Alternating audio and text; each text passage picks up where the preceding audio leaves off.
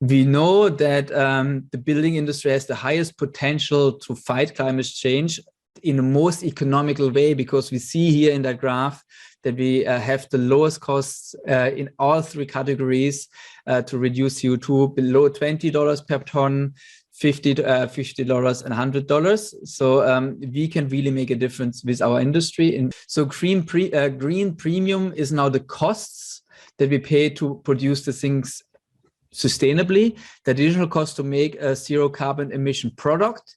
Ethylene plastic, average price per ton is $1,000. Carbon emitted per ton of materials made, 1.3 tons. The new price of after carbon capture. So carbon capture means we're capturing the CO2. We are not even reducing the manufacturing process. We're just capturing the CO2. The premium is about 9 to 15%. Steel is between 16 and 29%. Cement is between 75 and 140% more costs by just capturing CO2. That's not the most economical way of doing it. So some products will always release CO2, and we can't bring them down to zero in the CO2. We can't bring them down to CO2. So we have to capture CO2 if you want to come to a CO2 economy. To come to zero carbon emission, we need to capture carbon. The technology capture already exists. It's again a price issue to make it more cost effective. Carbon capture can be done anywhere in the world. As bushfires from Australia were traveling to America, the same can CO2 do.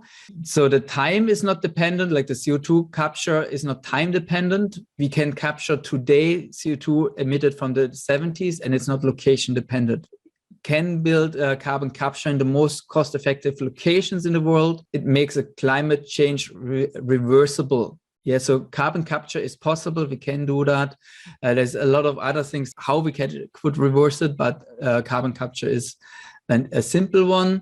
There's two technologies available to reduce CO2 emission here on the left and to carbon capture here on the right. The Heliogen, again from Bill Gross, Heliogen Ideal Lab.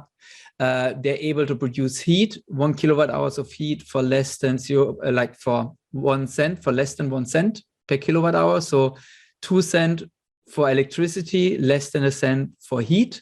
So this is what we can do, and we can produce above 1,500 degrees Celsius. In other words, by that, we're able to produce cement out of the sun. And carbon capture needed, if you would do carbon capture, that's now carbon capture by Ideal Lab Bill Gross again. We need 350 square miles. That would be the area here in Africa. And that would be sufficient land mass to carbon capture our emissions today.